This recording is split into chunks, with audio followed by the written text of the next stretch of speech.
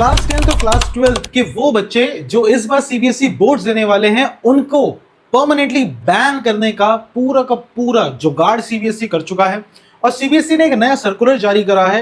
अगर वो circular CBSE की वेबसाइट पे है, मैं इस वीडियो में आपको बताने वाला हूं कि क्या क्या वो कंडीशन है जिसकी वजह से आपका इस बार का सीबीएसई बोर्ड्स एग्जाम नहीं होने वाला। इनफैक्ट सीबीएसई आपको बैन कर देगा और साथ के साथ अगर आप डमी स्टूडेंट है या फिर डमी स्टूडेंट नहीं भी आप रेगुलर स्टूडेंट है तो भी आपके स्कूल ने क्या सीबीएसई के गाइडलाइंस फॉलो करते हुए आपको वो सारे सब्जेक्ट्स ऑफर करे हैं जो इस बार सीबीएसई बोल रहा है। क्योंकि अगर नहीं करे हैं तो बेटा आपको सीबीएसई बोर्ड्स एग्जामिनेशन इस साल नहीं देने को मिलेगा। सो विदाउट एनी डिले आइए बेटा स्टार्ट करते हैं ये वीडियो, देखते हैं सीबीएसई ने आपके लिए क्या नया नोटिफिकेशन जारी करा है। तो ये नोटिफिकेशन की पहले मैं आपको डेट दिखाता हूं।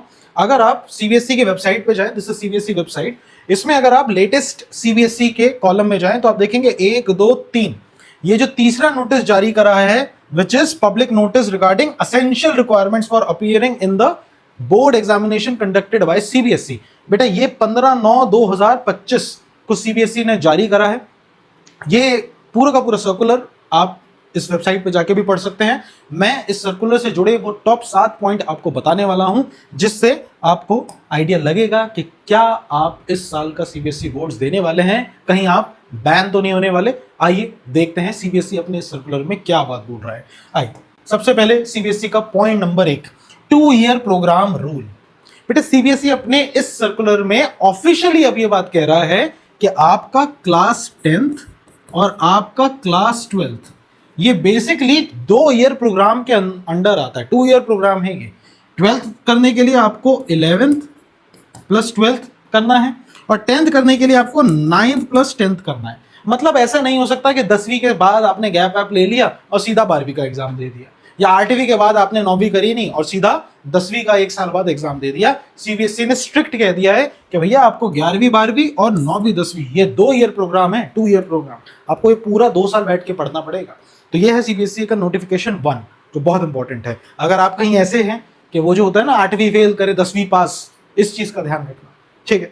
आइए देखते हैं सीबीएसई का दूसरा पॉइंट। सीबीएसई दूसरा पॉइंट में 75% अटेंडेंस के लिए जोर दे रहा है। मतलब अगर आप बंक वंक मारने में इंटरेस्टेड हैं या फिर स्कूल में आप नहीं जाते, आप एक तरीके से डमी स्टूडेंट की तरह एक्ट कर रहे हैं, कभी चले गए कभी नहीं गए या कोई जुगाड़बाजी है, लेकिन अगर आपकी अटेंडेंस 75% नहीं हुई तो बेटा सीधा आपको एग्जाम में नहीं बैठने दिया जाएगा। तो ये बहुत इंपॉर्टेंट है। अटेंडेंस से रिलेटेड सीबीएसई हर साल जारी करता है, ये कोई नई बात नहीं है, ये बहुत रेगुलर चीज है। तीसरा, इंटरनल असेसमेंट रूल एनईपी 2020, ये आपके लिए बहुत इंपॉर्टेंट है। सीबीएसई क्या कह रहा है, ध्यान से सुनना। सीबीएसई ये कह रहा है कि भैया एनईपी 2020 के अकॉर्डिंग आपका इंटरनल असेसमेंट जो है ना, जो पहले मैंडेटरी नहीं था अब मैंडेटरी है। और इंटरनल असेसमेंट तभी हो सकता है जब आप रेगुलरली स्कूल जा रहे हो। तो आप में से वो बच्चे जो डमी हैं, डमी मतलब जो स्कूल नहीं जा रहे, जो सिर्फ इंस्टीट्यूट जा रहे हैं, ट्यूशन जा रहे हैं, स्कूल में बस नाम लिखवा रखा है, पैसा दे रखा है, लेकिन स्कूल जाना नहीं हो रहा, घर पे बैठ के पढ़ाई कर रहे हैं, उनके यहाँ पर खाट खड़ी होने वाली है। क्यों? क्योंकि अगर आप स्कूल नहीं जाओगे तो सीबीएसई कहता है कि आपका इंटरनल असेसमेंट नहीं हो पाएगा, और अगर इंटरनल असेसमेंट नहीं हो पाएगा तो आप सीबीएसई के बोर्ड एग्जामिनेशन में नहीं बैठ सकते। इनफैक्ट आपके लिए असेंशियल रिपीट कैटेगरी में आप लोग आ जाओगे और आपको अपना एग्जाम दोबारा देना पड़ेगा, रिपीट करना पड़ेगा सर। तो ये बहुत ही बड़ा सीबीएसई ने अपना एक नोटिफिकेशन जारी कर दिया है जिसमें कह दिया है कि इंटरनल असेसमेंट आपका होना जरूरी है। सो इस पे आपको बहुत ध्यान देना है। डमी स्टूडेंट जितने हैं उनको बहुत सोच समझ के करना, और जो बच्चे रेगुलर स्कूल नहीं जा रहे उनको भी ध्यान देना है। आइए मूव ऑन करते हैं और सीबीएसई के नेक्स्ट बात यानी पॉइंट नंबर 4। सीबीएसई बात करता है एडिशनल सब्जेक्ट 2 इयर्स की। मतलब सीबीएसई ये कह रहा है कि आपका जो पूरा का पूरा ये प्रोग्राम है ना, 12वीं 11वीं 12वीं या 9वीं 10वीं, ये 2 साल का प्रोग्राम है। तो इस 2 साल में अगर आप 10वीं में हैं तो भैया आपके पास 10वीं में 2 एडिशनल सब्जेक्ट होने चाहिए 5 मैंडेटरी सब्जेक्ट के साथ। आप चूज कर सकते हो, it is up to you, आप 2 एडिशनल सब्जेक्ट चूज कर लो। और सीबीएसई ये कह रहा है कि 12वीं में आपको 1 एडिशनल सब्जेक्ट चूज करना पड़ेगा। अब इसमें भी कोई इतनी नई बात नहीं है, बच्चों को पता है, ये तो होती ही है।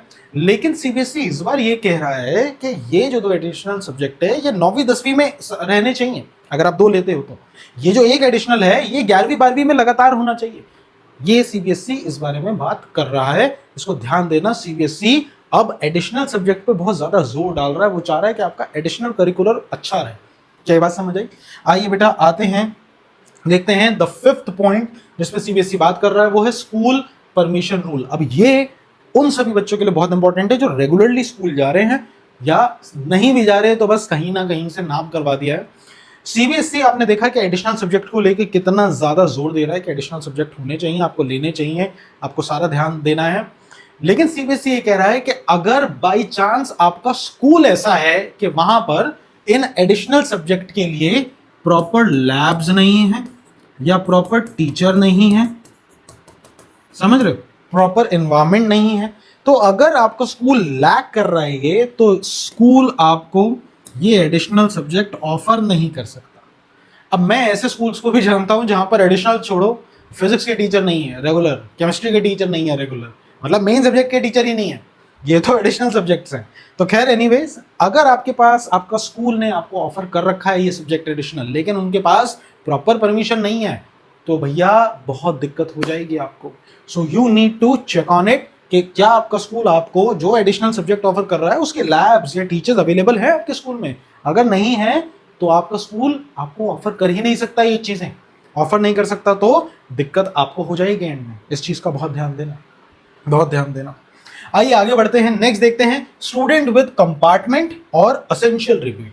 अब ये उन बच्चों के लिए है जो बेचारे कंपार्टमेंट जिनकी आ गई थी या जिनका असेंशियल रिपीट है, जिनको रिपीट करना पड़ रहा है, अगर उनके पास भी कोई एडिशनल सब्जेक्ट रहा है तो उसी को ही कैरी करके अपना इस बार एग्जाम दे सकते हैं। ये मोस्ट प्रोबेबली उन बच्चों के लिए है जो बेचारे रिपीटर्स हैं, जिनकी किसी न किसी कारणवश उनका एग्जाम क्लियर नहीं हो सका था, तो उनको अपने वो एडिशनल सब्जेक्ट पे ध्यान देना है और एडिशनल सब्जेक्ट को सिंपली आपको रिपीट कर देना है।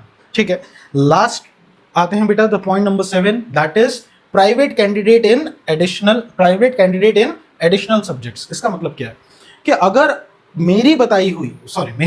सीबीएसई की बताई हुई अब जो 6 बातें मैंने आपको बताई, अगर आप इसको फॉलो नहीं कर रहे, अगर आप नहीं कर रहे, मतलब ना तो आपकी अटेंडेंस पूरी है, ना कहीं डमी स्कूल में आपने करवा रखा है, आपके इंटरनल असेसमेंट नहीं हो रखी है, स्कूल ने एडिशनल सब्जेक्ट ऑफर कर रखा है लेकिन खुद उनके पास परमिशंस नहीं है, ये सारे लोचे में अगर आप पड़ गए, ये सारी दिक्कतें हैं, तो आप एज प्राइवेट कैंडिडेट भी एग्जाम नहीं दे पाएंगे।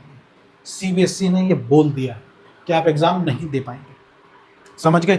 प्राइवेट कैंडिडेट कौन से सब्जेक्ट में? एडिशनल सब्जेक्ट की बात हो रही है। सीबीएसई एडिशनल सब्जेक्ट के लिए काफ़ी जोर दे रहा है, आप नहीं बैठ पाएंगे एग्जाम में। तो ये हैं बेटा वो सारे के सारे आपके लिए टॉप के सीबीएसई का सर्कुलर का नोटिफिकेशन। मैं नोटिफिकेशन का लिंक वीडियो के डिस्क्रिप्शन में डाल दूंगा, आप चाहो तो ये सर्कुलर पढ़ भी सकते हो। सभी बच्चों को मैं ये बोलना चाहूँगा कि आप लोग इस सर्कुलर को अच्छे से पढ़ो, ध्यान से पढ़ो और अपने ये जो चीज़ें हैं इसको बेटा ठीक करो। और अगर आप लोगों को कोई ना कोई हेल्प चाहिए रिगार्डिंग योर एजुकेशन, तो क्लास 10th के बच्चों की हम परिणाम सीरीज चला रहे हैं, आप जाइए देखिए। और क्लास 12th के लिए जेईई नीट की अफसर सीरीज ऑन है, अभी जाइए चेकआउट करिए, देखिए आपको कैसी लग रही है। मिलते हैं अगली वीडियो में, बाय बाय।